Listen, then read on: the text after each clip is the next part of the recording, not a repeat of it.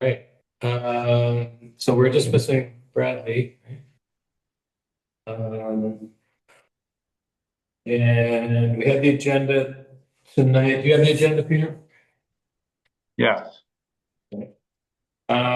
We're gonna skip approving less meetings minutes. We'll put that until next meeting,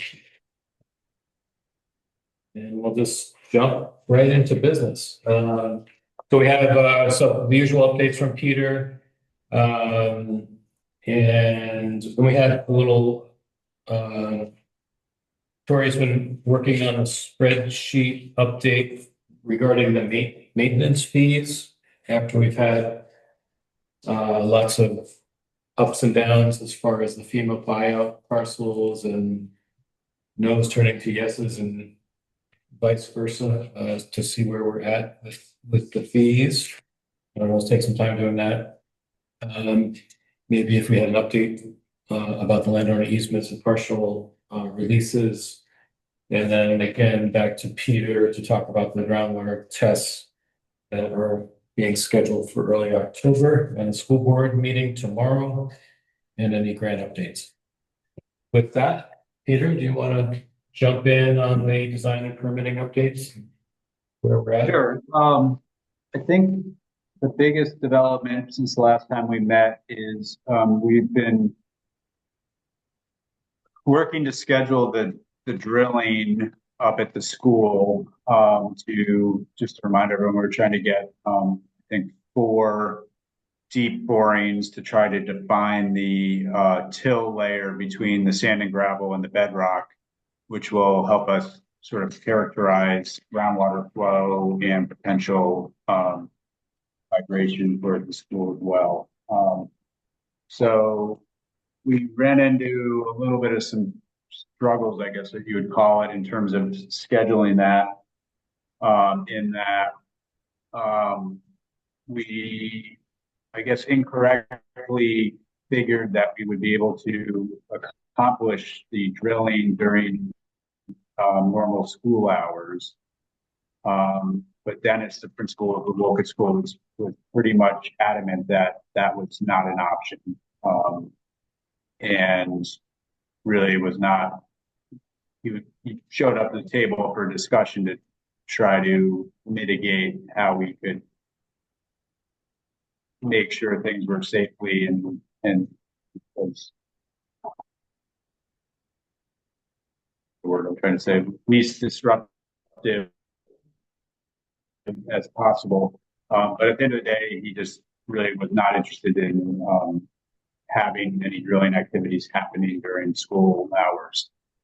So then we kind of explored possible weekend work, and there are a couple of days beginning of October, October 2nd and 3rd, where the children will not be there, and there may be in-service days.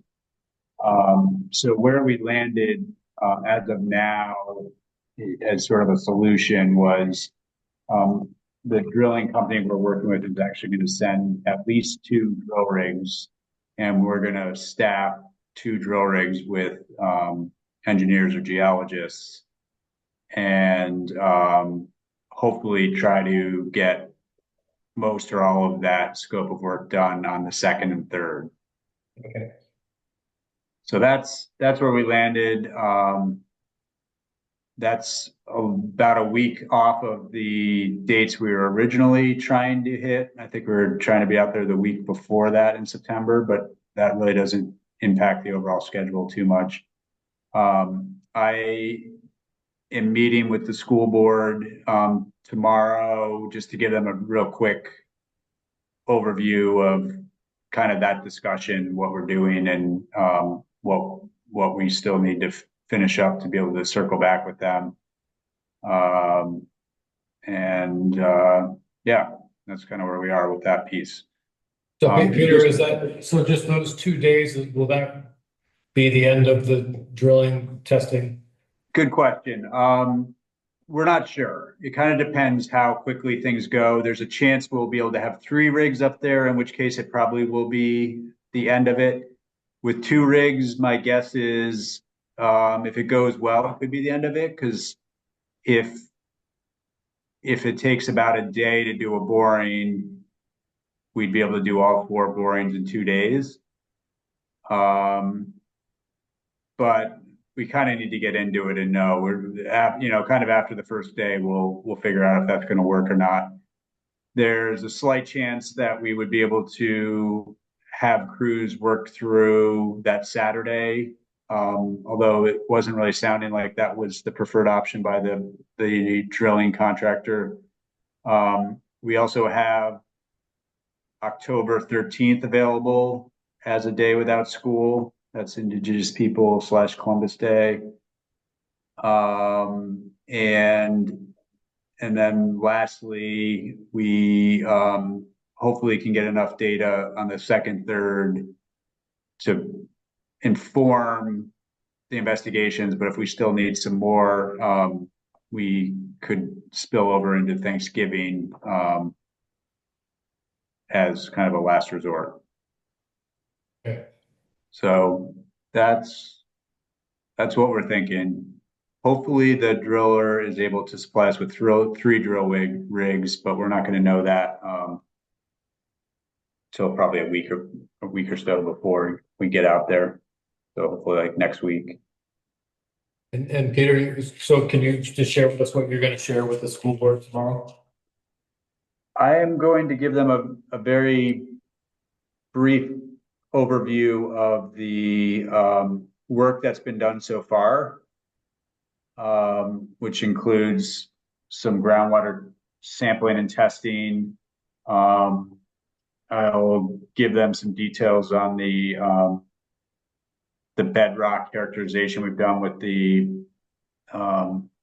sonar. I'm kind of spacing the piece of equipment that we use, but I'll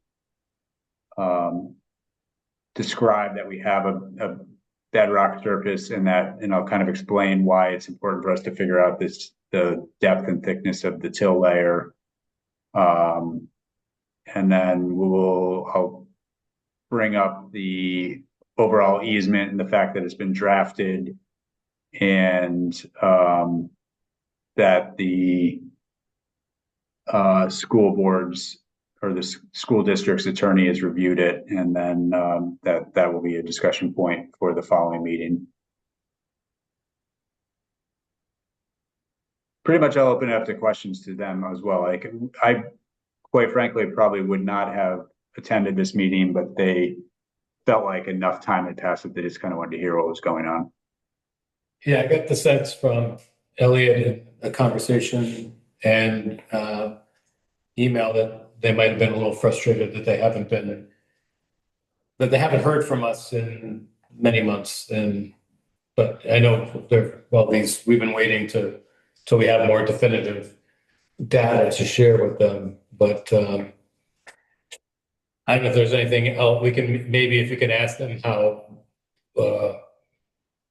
they'd like to be updated, or I'm not sure what they would want to know before we have more data, but how they want to be looped in. I just don't want to alienate the board.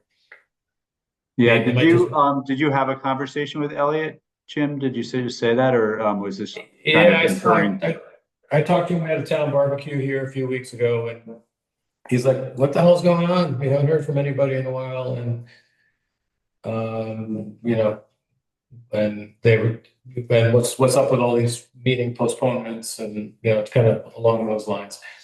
But obviously these are out of your control. But maybe just letting them know why it's been taking so long. Yeah, absolutely. I can explain and kind of go through that.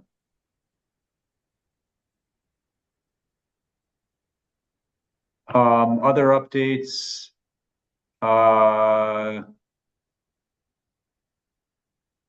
Charlie Knight has updated and hopefully addressed all of Scott Dillon's comments for archaeology, and is working on updating his phase 1 scope of work, and is planning to hopefully do that field work in the next couple of weeks to wrap that piece of things up. our engineering service agreement has been in Lynette's court for a couple of weeks at this point, and hopefully that gets approved soon. That's the 60% design. No, that's the agreement that sort of covers us through final design and gets through the engineering fee curves, which have been a bit of a challenge, and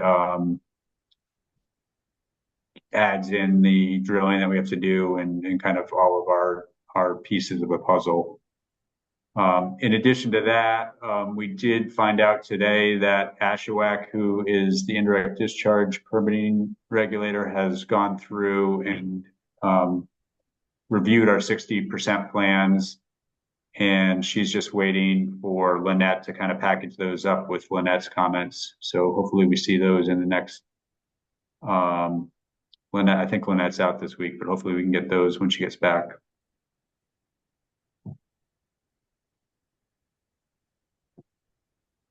And then the 90% will come shortly thereafter. Yeah, we're working on that now. We had a meeting with Rob with Oakson and talked about some of the additional details we need to get on our plans.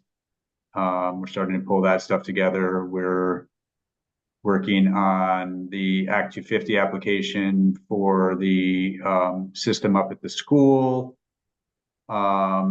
We're working on the specifications and the contract documents that will be part of the 90% submittal. Yeah, so that contract to who? contract, the contract for the actual contractor that will build the system. We pretty much are going to have a giant bid package document that follows a very prescribed standard document called EJCDC, which is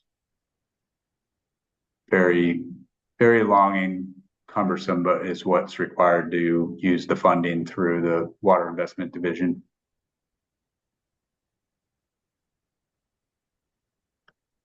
And the permit, indirect permit application and the bid package, are they still on track for this fall to be? Yeah, late submitted? fall. Yeah. We, as you might remember, need to have the easements in place for that. So we did get an update from David that he has since sent out our easement plans to folks with a letter, and sounds like they're continuing to trickle in, although we probably want to sort of talk about next steps on that. He says he's going to reach out to folks in the next couple of weeks that he hasn't heard from and try to contact them. So I mentioned to Alex today, I think we need to start updating our tracking spreadsheet with the specifics of which easements have come in and who we've gotten those back from, or at least heard from. And to date, we haven't done that yet. Roughly where are we at percentage wise? That was my question as well. I kind of figured you would ask that, and I don't know that I got an answer from that. It was a little more vague. Let me just confirm that though real quick.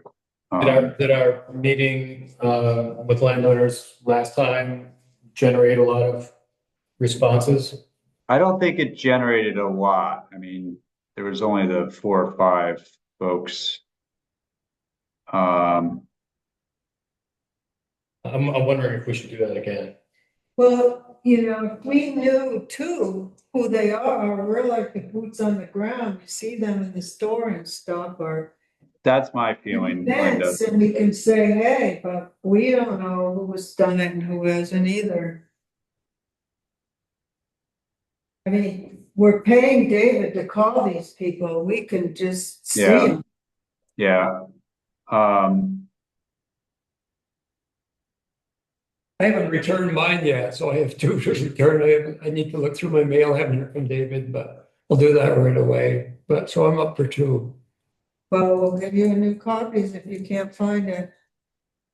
I'll check right away. Okay, you'll be on my list. So, I'm just reading quickly what David said in the latest email from him was he says he's getting a better response this time, but there's still a number of property owners who have not responded. He said he specifically asked the people to call him upon receipt of the letter so that they know that he knows they received it. 3 people said they were going to stop by the town's clerk's office to sign deeds this week, and that his plan was to follow up by phone for people who have not responded by the end of this week, I guess. And then he's going to provide an update by early next week. I don't think there's going to require this much follow-up for people to sign. Oh, he didn't think there was going to be this much follow-up. I think the rest of us probably realized there would be. So I would hate for this to, stall the project. Yeah, I don't think we're at that point yet. But yes, I think getting an updated spreadsheet and finding out from David who has responded would be helpful, and then we can circulate that. And like Linda said, we can start reaching out to folks that you guys know.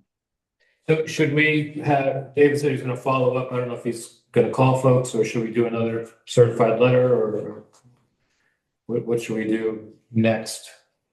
I think we wait till he circles back with us early next week and then see where we're at. Because I don't really feel that I want to pay him his hourly rate to follow up. It's not really hard for us to follow up, really. I'm happy to write How that many back in an people are email. there? Why don't I write back to David in the morning and CC you and Jim, Linda, and just say the committee is willing to follow up so that doesn't have to be part of your fee. Could you provide us with a list of who's responded so far? Well, we're gonna ultimately send them to David, right? I mean, Well, the deeds go to him, but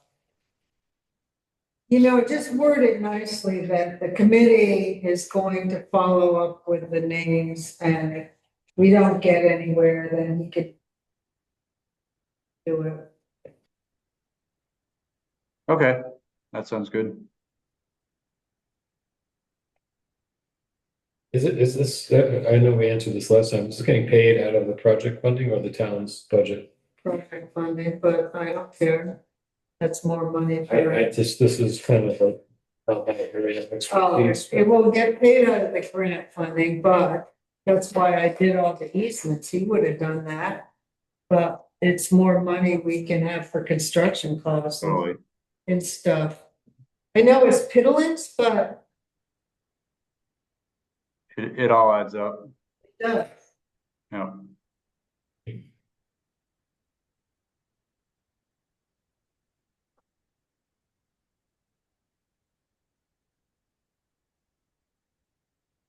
So I guess that's what I have for. Do you see any snags with Scott Dillon or the Act 250 amendment or wetlands or anything, the permits that you're working on? Do you see any problems or cruising right along? I don't see any problems. I have to do a little more chasing of our wetlands biologist. She's probably completely swamped right now, but we've reached out to her a few times and kind of waiting for that package to come together. But no, I'm not seeing any snags per se. All seems relatively straightforward. When do you put in the 111 permit? That's a good question, Linda, because that actually has been something we've been working on. We did send Nate Covey our draft plans and asked for comments. And he fired back with a few things. We took a closer look at our crossings to see if there was any way we could move those to avoid an actual cut in the pavement. We were sort of thinking that there wasn't, and we were just going to have to propose that.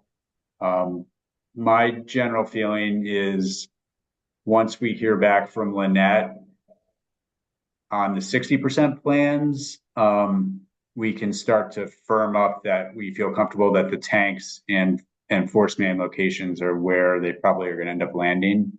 And then at that point, it's probably a good time to get that permit just to like check that box and start to understand if there are any random things that they throw at us at the last minute.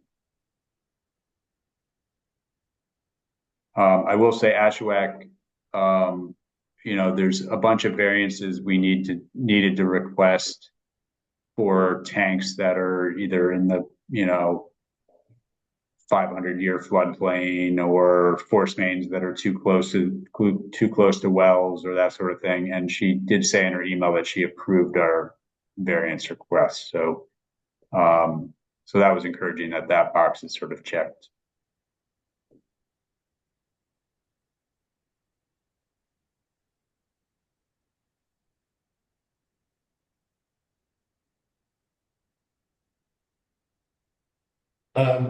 So just back to the landowner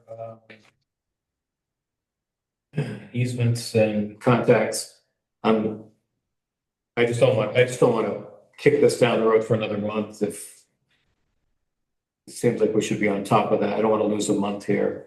I hear you. Yeah, I think fortunately, I think our next meeting will be middle of October again, but I think by beginning of November, we want to be, down to a few scragglers, ideally.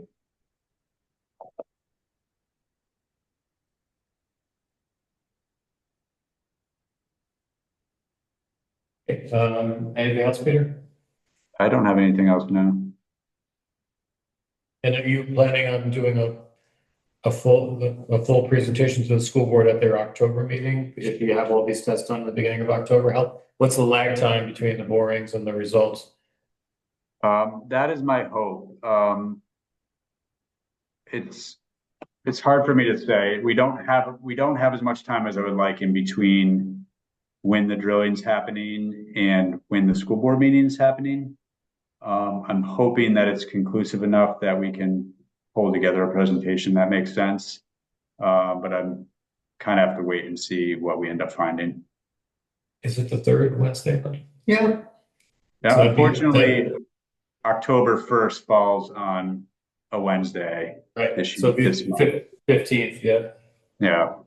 So it's only less than 2 weeks, a week and a half Exactly. Yeah. from your. But I will say Amy and Jeff have a pretty sophisticated model already. So, it might not be that big of a deal to add the data we get. So, but where you're planning on a full in-person presentation whenever you get those results back? Yeah. Yeah. Okay. Did you want to give them a heads up tomorrow that? Yes, that would be part of what I To was save talking a about spot on tomorrow. their agenda? Totally. Yeah. If you're going to be in person, it's going to be, might be a half hour or something on there. Right. Yeah.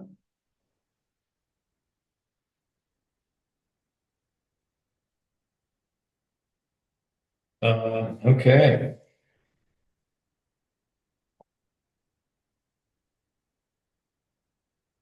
So Tori, do you want to lead us through the spreadsheet? How do we want to do this? Peter, I don't know if you've been involved, you guys involved on the spreadsheet update as well? I looked at it today with Alex, but Alex has been forwarding along the updates to the spreadsheet based on folks that have continued to sign up and most up-to-date flows are for the system. There are a couple other pages I had noted. But I appreciate Alex keeping this up to date. I really just printed it and brought it in today. So this is where we stand today, now where we're gonna stand tomorrow. Um. Yes, I guess with Bauer signing on, like that might add a little bit. Yeah, Belinda did two today, 2 or 3 today. So here the flows and this is reflecting current signups. That is my understanding. What it doesn't have and what will make a pretty dramatic difference, much more so than the residential units, is what MSI decides to sort of take for a design flow. Right now, this particular spreadsheet has them in for 600 gallons per day above their existing design flows, which I think are around 1,500. So somewhere around 2,000. They've indicated they might want to go as high as 3,000. But I guess I would probably want to chat with Seth a little bit more about my sense was they were kind of hoping to maximize their tanks sizes and potentially get as much ability to expand without necessarily committing to it at this point, was kind of the direction I thought they were going. Interestingly, though, they end up affecting the commercial rate, pretty significantly by taking more. The rate goes down pretty significantly from, I think right now it's,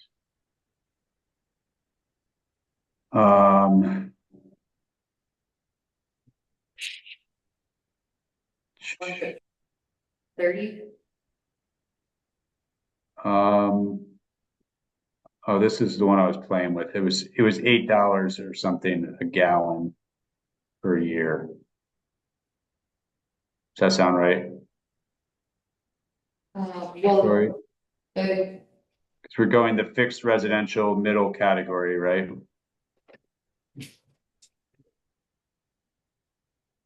well, I guess that For the was last, the question.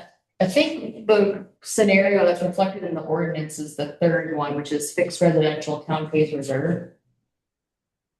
And I'm going to object that we never, I think it's up to the select board to decide whether we pay the reserve or not. I had that discussion. that wasn't part of the ordinance. I don't know. Um, Well, Well, the ordinance probably doesn't specify what the select board has to take for reserve, right? it has, select board has 20% reserve capacity set aside. Oh, is that the reserve you're talking about? I thought you meant the reserve fund for construction.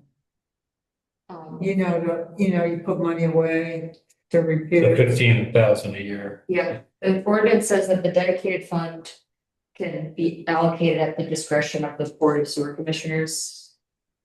Or the select board, it allocated all or a portion of it. Across user fees.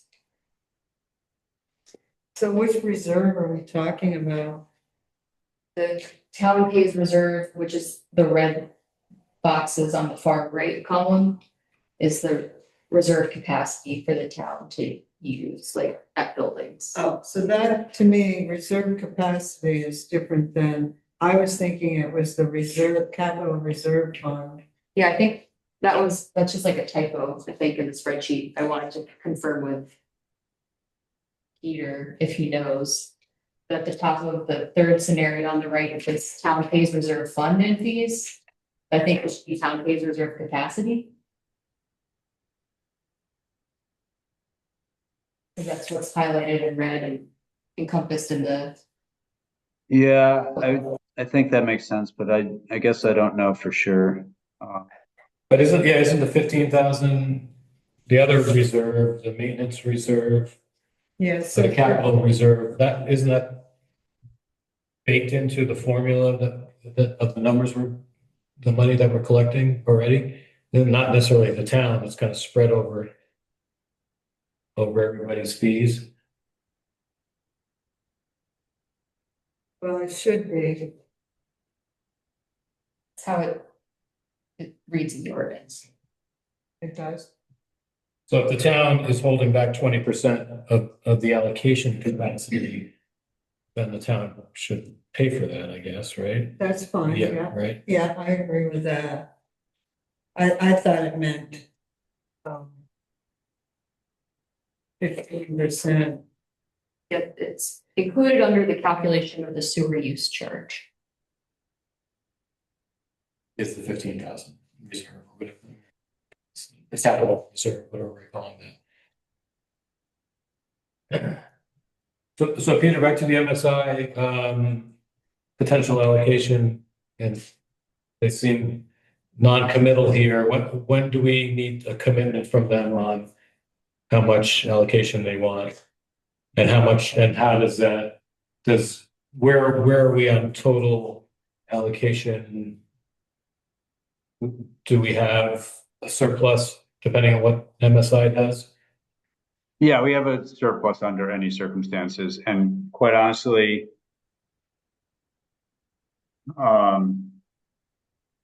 their decision on how much they want impacts the rates more than anyone.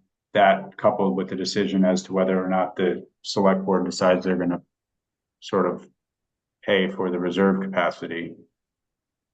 Those two factors will play into it. Other than that, there's not a lot of variables. One thing I was wondering though is, I don't think it makes a huge difference, but did we write into the ordinance? We didn't really write any of these fees. No, we didn't. And I was wondering if like the $40 fee for a 3-bedroom or more, that sort of makes sense to me, is consistent with what folks were told. $25 for a 1-bedroom or a studio sort of makes sense to me, but I was wondering if the 2-bedroom houses or units, maybe that number could be bumped up to 30 or 35 and still be considered reasonable. Doesn't generate a ton of money, but it's a little bit better. It goes back to the question about the information we presented before the vote, how much it was going to cost, and Well, we've always said, we've never said that's the final cost. right. It's like an approximate or, estimate. I mean, they keep pushing, even David is pushing me for the fees.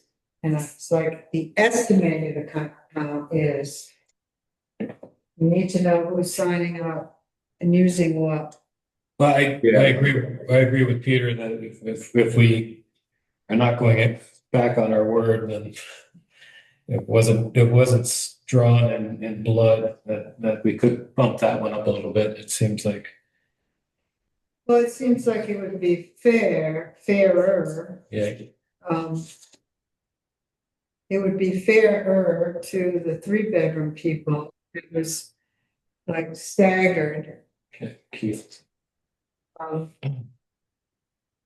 Um, Yeah, and even the 40, we could potentially go up to, I think maybe even 45. If it was an estimated fee, I wouldn't want to go up any more than that, but if we need more income, I don't know what folks think about that. I think it might be worth, I don't know if you know much, Tori, about the conversations that you and Sept have been having with MSI, but it might be worth understanding that a little more. Because it really makes pretty big difference. But at the end of the day, we're talking about somewhere between $7 and $9 per gallon per year is the likely fee for commercial, for non-residential users. Yeah, I will have to follow up with Sept just because I know he had reached out to MSI for an update in the past couple weeks and still waiting to hear back. But when do we need to hear from them on the allocation?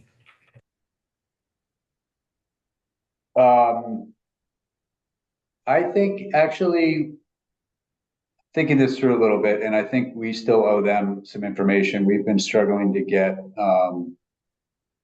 some updated pricing on some larger tanks from Camp Precast. And I think that might play into one of their questions, which was like, when is there a tipping point in cost that makes a difference in their decisions on gallons per day?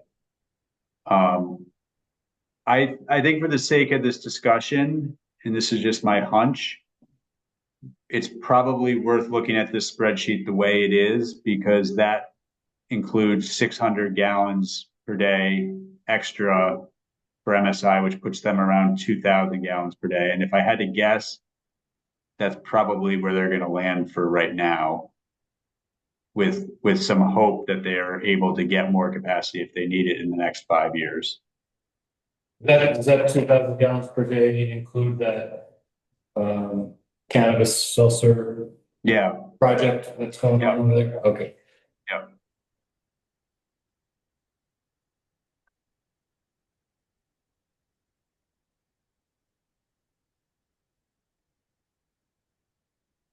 So are we going to be able to, with the money that we're collecting on that third column, or is that going to be, are we going to be enough capacity, enough revenue to run the system with the capital reserve? Because that estimating at 2,000 gallons for MSI. Well, the spreadsheet's set up to make up the difference with the non-residential fees, so any of the scenarios should work, yes. So that $7 to $9 might get bumped up then, if we need it, is that what you're saying? Which number, Jim? You said the non-residential would make up for that, so that would be town and commercial. Yeah, I mean, right now, under that scenario, I actually, I do want to say if we're leaning towards, I thought we were leaning towards the middle one, the, not the town paying the reserve. We probably need to tweak some of the baseline flow numbers, and maybe bump this up a little bit. This is where I don't fully, I haven't worked with this spreadsheet enough to be sort of the expert here on exactly how it works. But I do, right now we have it in as 17,000 gallons per day as the system flow. And the actual system flow is upwards of 30,000 if we want it. So we're with the 2,000 at MSI, we're at 17,000 a day. I don't actually know. I don't know what that number equates to.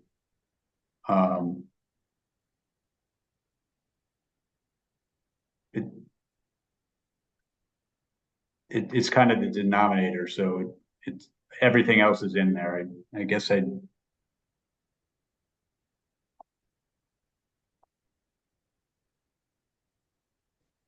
So how do we find out? I just want to make sure that we're looking at the correct column, whether it's column 2 or column 3. And are we talking, it's talking the correct language here? When we say, is it the town pays the reserve capacity, as Linda was talking about, or is it that capital reserve? I think we're talking about capacity, but I just want to make sure that we're speaking the same language here. We're looking at the correct column. Is that third column what we approved in the ordinance? It's not the specific numbers, but how we pay for this. Reviewing it, that's. The third column is what is written in here, Okay. that there's 20% of the permitted capacity of the system shall be maintained as a town reserve.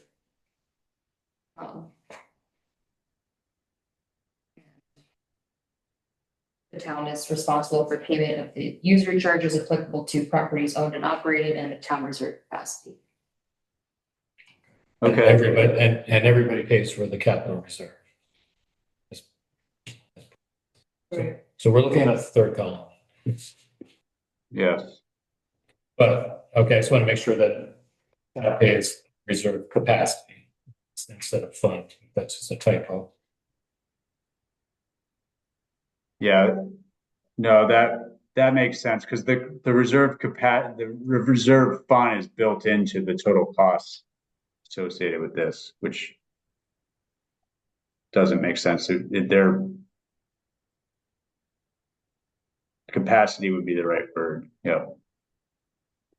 And for the calculations again, just to refresh my mind, that this includes a new cafe. That is correct. And in fact, we had some internal conversations between Amy, Alex, and I today as to whether or not that should be under the sort of town municipal bucket, or if that should be under like some sort of other entity that will be taking that over. The town would be leasing that building out, right? Yeah. The town would be paying that, right? And Ultimately responsible for it. We haven't got into that, that arrangement. We're just starting to work on that, so, it doesn't really matter.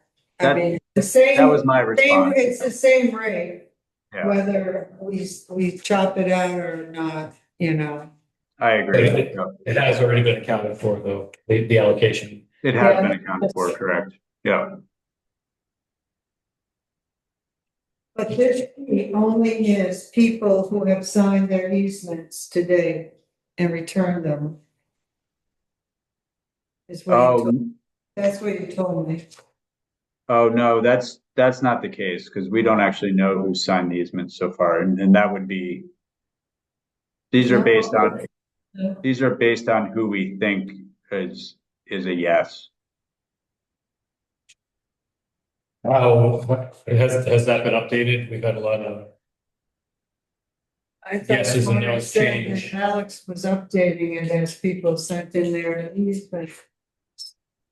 I think we've only gotten a fraction of the actual easement, so this would be way skewed in a much more expensive manner if we did it that way. My understanding is this is an update of who we think is on board or not on board. who said yes? Yes, exactly. Yeah.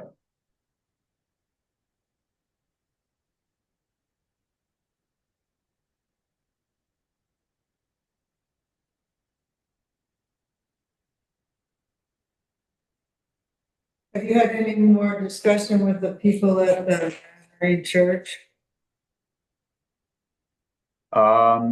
No, other than they reached out to us and indicated they might want to do a subdivision of the two buildings.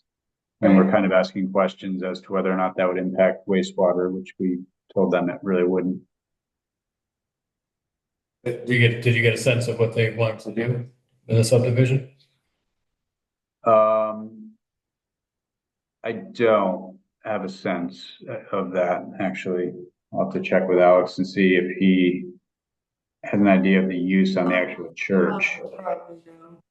I know that they're having a survey. At the very least, it would be two buildings, right? The house and the church would be separated, I suppose. Yeah. But what are they gonna do with the church? I don't think we know. I'll have to confirm what we put in for flows, but I think it's just based on what the previous uses were. So it's likely they will sell both buildings would be my guess. That's what I've heard. That would be from- my guess too. Separately, probably. Mhm. Do we know if Pete Johnson signed the easement? I don't have any specifics on who has signed and who hasn't. I was hoping to have that for everyone today because I was kind of wondering the same thing. In the store, are we? Anything? I don't know anything, other than when I come in and Belinda said, oh, so-and-so was here today. With Is their it- easement, that's the only way I know. Is there any reason that the store might want increased capacity?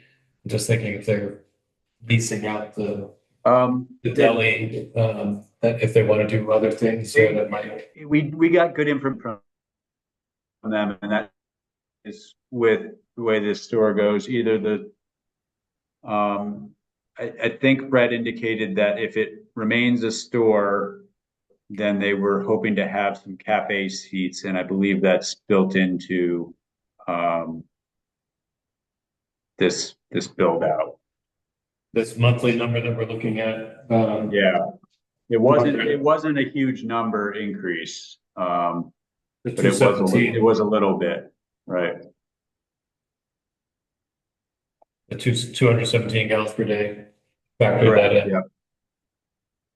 I think right now they probably only have like 100 or something.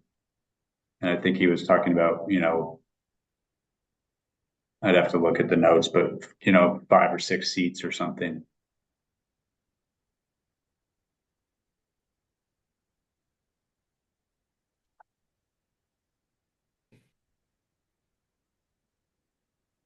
Maureen, did you get all your questions answered? Or do you want us to look at this again? Last month's meeting, you mentioned that. Yeah, I think just clarifying that it's the reserve capacity that is included in the town cost was the big question. Should we remove the first 2 columns? I mean, I don't see any reason why we need those since we decided on the 3rd column, right? That was exactly what I was thinking. Like we should clean this up. Maybe have a tab that spells out exactly what goes into the summary flows. And then we can also tweak and play with the $17,000 number and see how that changes things if we increase the total capacity a little bit. So to be clear, Linda, if the reserve capacity that the town is going to hold is 20%, and we have a total capacity of 30%, the town's going to hold 6,000 gallons.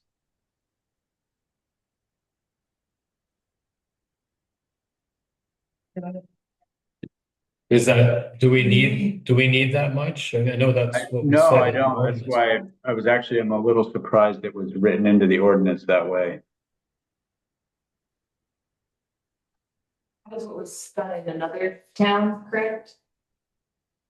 Was that just for the first couple of years, Peter, until we know how the system's working and what the actual allocation is? Is that? Can we sell our allocation to some business that come in town? I believe you can, yeah.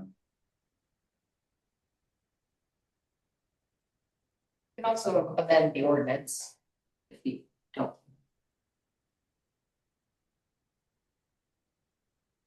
But right now, we're only at a little bit more than half of our total capacity, including the 20%, right?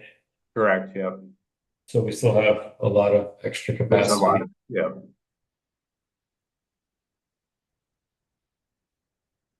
But we also talked about maybe extending at some point, you know. Increasing the capacity, you mean, Linda? No, extending the village center. I mean, we have this just with the ARPA funds, but we talked about taking it all the way down Flatiron or, you know. We'll see.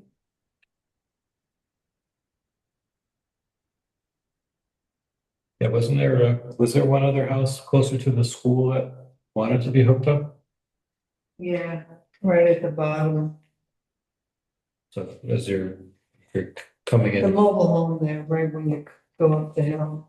okay. But obviously, it wouldn't be cost effective to go all the way up there for one house, but That's my gut feeling, especially with the bedrock through there and what's likely a lot of rock in the roadbed. there is now. That's what I mean. Yeah, with the upgrade. Kenny's building a house there. I wonder would he, I mean, you can't imagine he has a proper septic system on that Oh, very low on lying 15. area. yeah.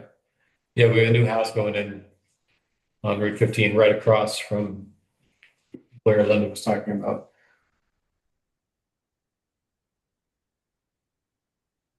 Who knows, we put it out there, we have the tool, we have wastewater, we'll just have to Yeah. be with the public. But for this grant purposes, we can only go a quarter mile from the designated village center. Right, I'm just wondering if it's probably too late now to ask people kind of on those fringes if they wanted to be hooked up. It would almost be easier if you're gonna hook up that end of it, put a pump station over there just right up the hill. It's the way you're going to your tanks. Right up the drive. Yeah, the school that's a pretty driveway. good point, Alan. It might be the easier way to do it. Yeah. Shortcut, then go all the way down and then up down School Street and then up Forest. Yeah, right along the driveway. Yeah. Because there is a cluster of what, 4 or 5 houses there, right? At the base of the school. And stuff on 15. Well, Tori and I have discussed it a little bit. I think it's in the realm of possibilities with potentially with other grant funding. Obviously it doesn't work with the ARPA money, but could be worth it. I think it would need to be, 3 or 4 houses to make it worth the expense of that long of a line, even if you went up to School Road. Which is only one we looked at.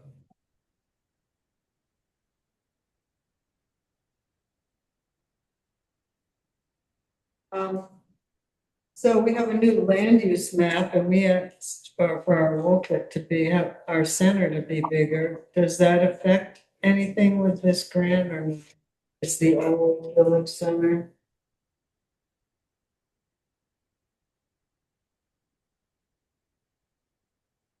Tied to the ARPA funding, as Peter was saying, so the other funding sources that aren't under the same rules could. Right, be we'll see. We're applying for some more money. I mean. Let's get this one done. And the permits are still including that extra element and what's being built out. That is the term that is escaping me from the PER. You're a little harder for me to hear you, Tori, than everyone else. You're asking about the overall, what part of you said the permits? The permits covering the future design that would include pre-treatment for the system versus what's actually being constructed. No, I'll have to put a little bit of thought if you need an explanation of how this played out, but there were some changes in the loading rates associated with the drip dispersal where we were able to get to 30,000 gallons per day without pre-treatment. So essentially for not really any more money, we were able to get a lot more capacity. And then if the town ever were to need more than the 30,000 gallons per day, additional permitting and studies could be done to get us over that amount, but that will not be permitted as part of this project. So Peter, just back to my thought before. So we're at 17,000 gallons per day now. The 20% is another 6,000. That takes us to 23,000. We still have 7,000 gallons per day available. That's right. Yeah. Does that impact, because we have so much additional capacity at 7,000 gallons per day, will that bump up the commercial or the non-residential rate? Because you said $7 to $9 per gallon per year. Can that number go up if they have to make up the difference? The more users you get and the closer you get to that 30,000, everyone's rates will go down. Yes. No, I mean, could that $7 to $9 per gallon actually go? Will that need to go up for the non-residential because we have so much extra capacity? Unless No, because the cost of the total system didn't go up, just the capacity did. So we could call the capacity whatever you want. It's really about who's going to be paying for it. For Lucian. He was here this morning, I don't know, Okay. Ain't no big deal. with Michelle, is Michelle still around? Didn't the capacity just sit there and, I mean, you're not paying for the extra. Well, we're not getting that income for that 7,000 gallons per day. But it's not costing you anything, it's just sits there. I thought that we were factoring in. So I thought, Peter, we were factoring in that 23,000 gallons per day, the income derived from that, for these numbers to jive. I think that's probably true. That probably needs to be tweaked, but let me. And if we keep the residential rates flat, unless we Yeah, well, what it does is it do that puts, slight bump up that we were talking about for the 2-bedroom. yeah, the problem is and I guess I didn't realize it was written into the ordinance that way, but that it bumps up the, grand list amount significantly.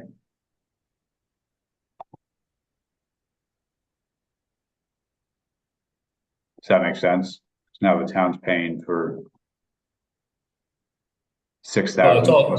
But that's we just said the difference would be made up by all of the non-residential side, but also include the commercial.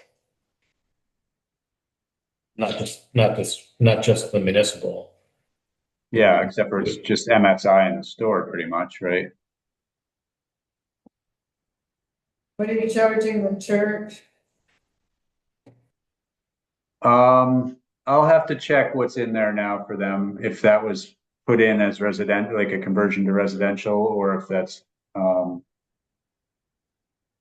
your question is like the Methodist Church, Linda? Yeah. Yeah, that's a good question.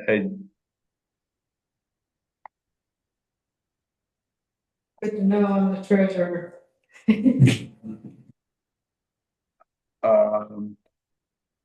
I don't have the answer on that, because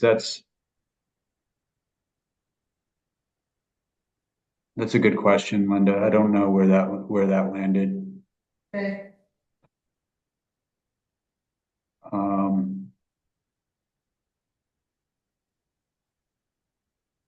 I'll reach out sometime, we don't have to do it here.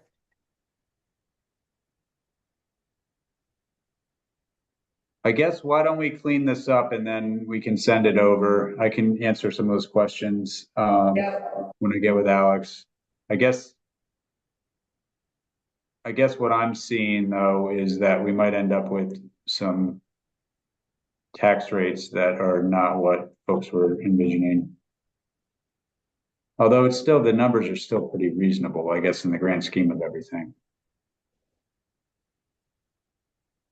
$300,000 assessed value, it's comes in at $70 a year. I thought it was 45. Well, I can have the spreadsheet up about. Okay, isn't that, doesn't say 4591? Yeah, Are you looking at a different number, Peter? I just changed it from 17,000 to 23,000, which is what I was trying to explain. Okay. By doing that, it, so if you add the town saving 20% of the system. Right. Into the total, this one changes. to that. So that wasn't factored in before the 20% capacity. Mhm. So this is what it is right now. The 17. Okay, what if we, just curious, what if we try out to the $30 for the 2-bedroom?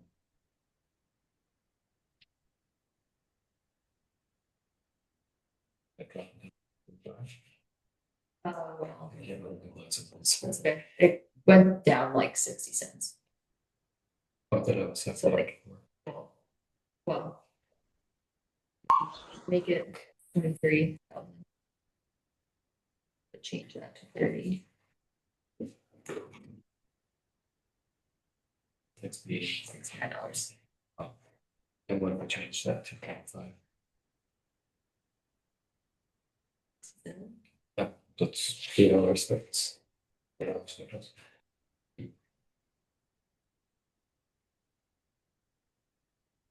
So let's convince MSI to take more capacity.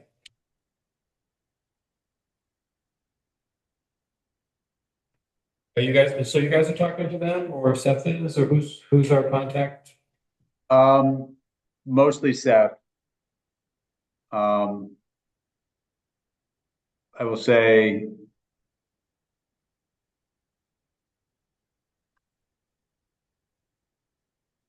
I won't say anything. I think Seth had a little bit of a different approach. Which was kind of trying to set them up for expansion without having to pay for it now. Because I think there could and probably should be some acknowledgement that their fees do end up getting quite high regardless. And right now, you're building, how many septic tanks are you gonna be building at MSI for their We just 2,000 have, gallons? right now, I think we have one large one of 5,000 gallon per day step tank. So that's the real question is, does that get bumped up? And if it gets bumped up, what's the additional construction cost on that? We didn't have any tanks larger than 5,000 spec'd out. So that's what we're trying to figure out what that incremental difference is. And would we be paying for that bumped up tank if we need it out of our construction money, or would they be paying for the tank? The town would be. The question is, would they be charged for that extra flows that they're wanting or not? Does that make sense? If they think someday they might want 3,000 and it's only, $5,000 more for the tank, then maybe it's not a big deal in the overall grand scheme of things and not worth charging them an extra, $500 a month or something. I would suggest we have Seth at the next meeting, or maybe we even have a short midweek, like during the day meeting or something, if we want to dive into this a little bit more. It seems like MSI would want to have their biggest build out potential in mind now for their capacity, even if they're not there at this particular moment. And then they should be paying for that capacity. That's my feeling, Jim, for what it's worth, but I don't know that that's necessarily exactly in line with the conversations that Seth has been having with them. What do you guys think about that? Their best bet to probably do anything is probably do anything there, because Morse will talk and let them do nothing at this rate. Curious, what kind of problem are you trying to solve by increasing, by, manipulating the MSI numbers? Rates for the other users. But they're the main More- user is more the interesting users and thing. Stuff and spread out, you know what the cost is, then it'll be less. They just dug that well and they have more businesses coming in and it seems like they're wanting to expand. I'm sure it's a good thing, but does it really affect the rates we're estimating? Because Well, it's really a big variable there as to size up, but if they just jumped up, say, Peter, from 2,000 gallons per day to 4,000, we have the capacity, and that would greatly reduce the cost for everybody else in the system, right? Yeah, do you want me to see what that looks like? Sure. And then Troy was going to say something, It's okay. something in the ordinance. Yeah, we can dig in more when Seth could be here too. Okay. I don't know that they would go, they haven't been talking about going all the way up to 4,000, so I just picked a number, yeah. they've been talking between 2,000 and 3,000, so today I put in, so 1,400 additional over what they already have would get you there. So that's what I'll put that in first, just as an example of that. That then drops the per gallon cost for non-residential users to $7.18 per gallon per year. If you add another 1,000 on top of that, oh,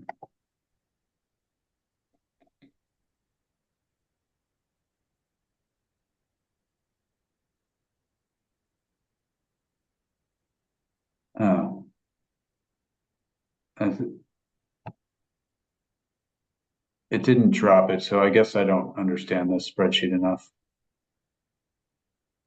but things are going to change. There are going to be new businesses coming in. That rate is going to change as things develop. Why are we thinking so much about MSI? I mean, it'd be great if we can bump them up. Yeah. Oh, Is it really that's good? why it didn't work, because I didn't have Advertise the rates, therefore we want MSI to be there so that the rates we advertise are lower. Is that what we're thinking? We're just trying to keep it as low and affordable as possible for everybody else, But are you gonna? But also from the MSI perspective, they're expanding. I just want to make sure they're taking everything, their future plans into account and they have enough capacity. It's be easier for them, it'd be easier for us to build that larger tank now and then get that capacity rather than having to do it later. So this is all about working with MSI, trying to get them as big as possible or as convenient as whatever. Right. Okay. Yeah, what's your So I realized the reason it wasn't dropping was because the total capacity wasn't allowing it to even allocate that extra couple thousand that you're talking about, Jim. Are you guys still there? Yeah. Okay. It actually drops it really significantly down to $4 a gallon. or 2,000 extra? With 2,000 extra. And the municipal tax rates bump quite a bit down too. But the thing you got to remember is then they're paying 16,000 a year for it. That's a lot. Yeah. But it's interesting. It helps drop their costs pretty significantly too. So, it's kind of, I think because the overall cost of the system doesn't go up to have this extra capacity, it's just an interesting trade-off on how it gets allocated. And do they know in these conversations with Seth how much they are gonna be paying at 2,000 gallons per day? Do you think? No, 'cause we don't know. I hope I he's not think- telling them. He can't tell them. I think he did share with them a general order of magnitude that I think they were reasonably okay with. I don't know why I have that in my head that that's where we're at.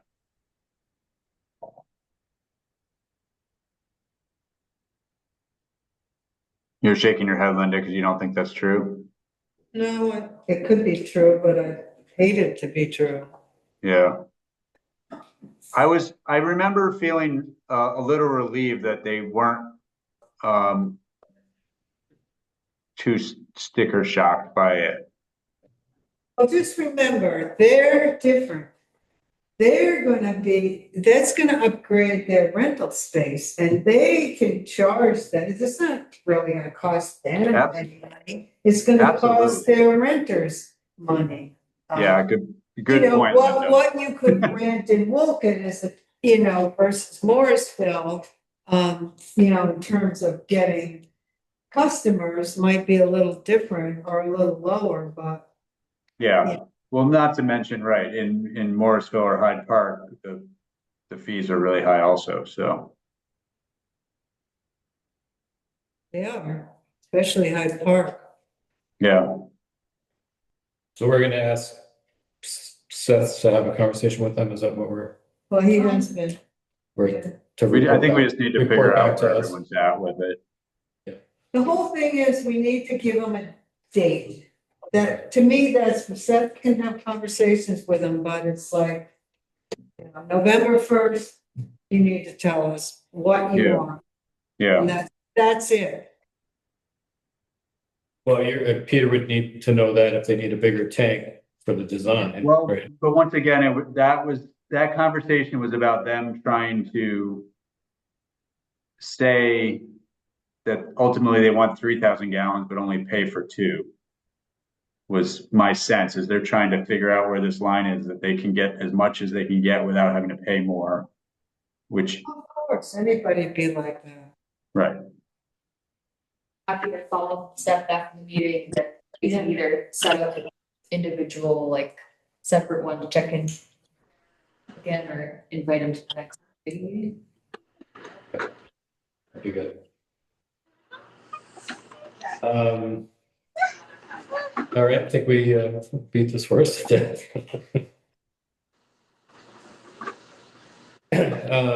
And just so that 20% had not been factored into the numbers there, that even though it says it on the top, it hadn't been factored in the numbers. No, the reserve capacity for the town at that rate is only 991 gallons per day.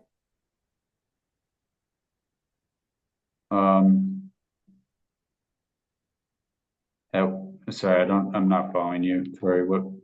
For the third scenario, the reserve capacity that's in the spreadsheet currently is only 991 gallons per day. And it should be It 7,000. should be higher because it should be 20% of permitted capacity. Oh, yeah, I think we need to, this isn't my spreadsheet, so I think we need to take a close look. Now that I know we're working with the third one, I think we just need to make a close look at it all. I'm seeing the annual reserve now, town option. Sorry, Tori, I don't really know because this isn't my spreadsheet. Should have followed up with Alex more before the meeting. Alex told me today he thought we were doing the middle category. So yeah, I guess if this is going to be our thing that he thinks he's updating and it's ours, I'll make sure we know exactly what's in here and then everyone can ask me questions and I'll know it. I never really officially felt like I took this spreadsheet on as stone spreadsheet. I don't know what he's updating or not updating, but Okay, and I can work with him on it too. okay. I apologize. I didn't know that I was going to have to answer all the questions on exactly how this thing works. I would have. All right, just the only thing we have left on the agenda is, funding update. Troy, do you want to share about our grant application?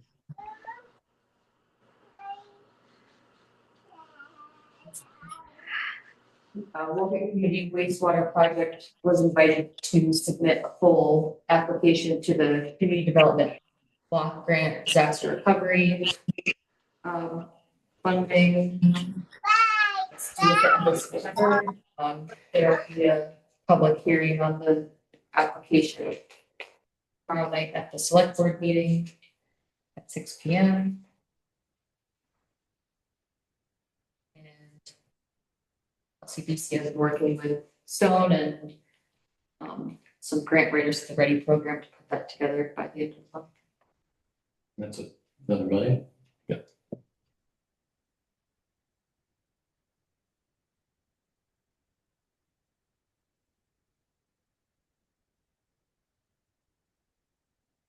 Did you get my email about the letter? The letter looked great, but it's just that one little, Yeah, a couple of things. Yeah. whatever. It should say. Sure. Well, I don't know if they want to hear how long we've been working on it. We have the revotes and All good detail. Writing on your support. thank you for drafting it. Anything else on funding side?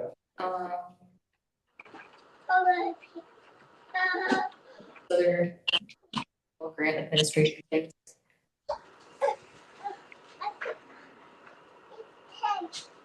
What you doing, Bubba? I'll hear about the CDBG grant until November, so. How competitive is that?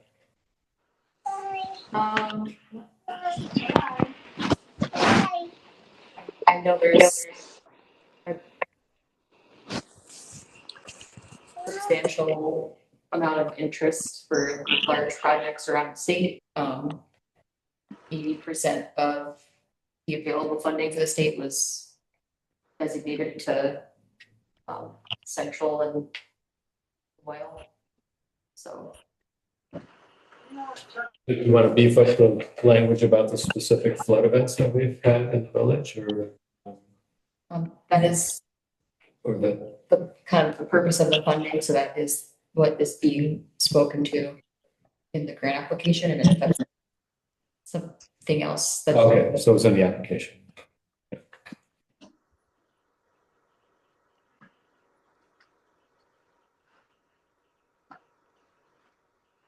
In other words, for example, we could use this to extend the system beyond the town center for willing landowners if we wanted to in the future, if we got that.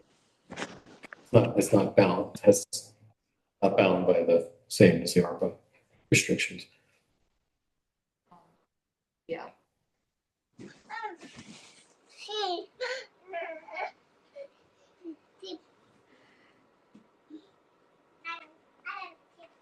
Hello.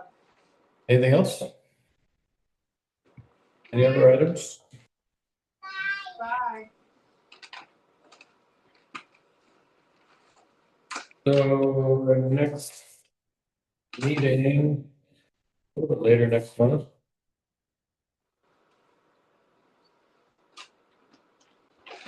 Twenty-first, is that correct? Third Tuesday?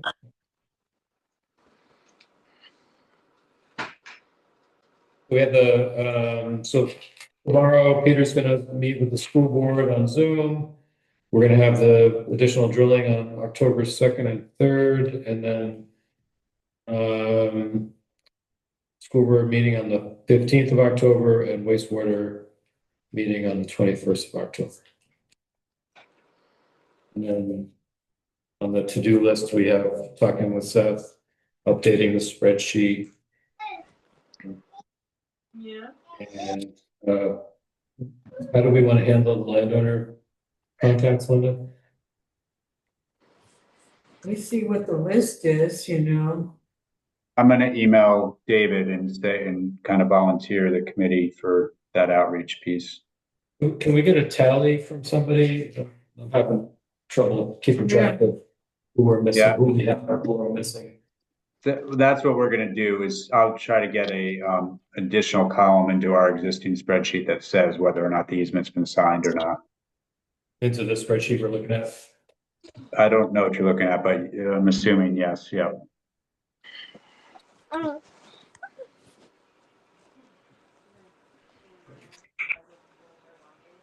We're adjourned. Thank you, everyone. All right. Thanks, everyone. See you soon next month. Here. You do it.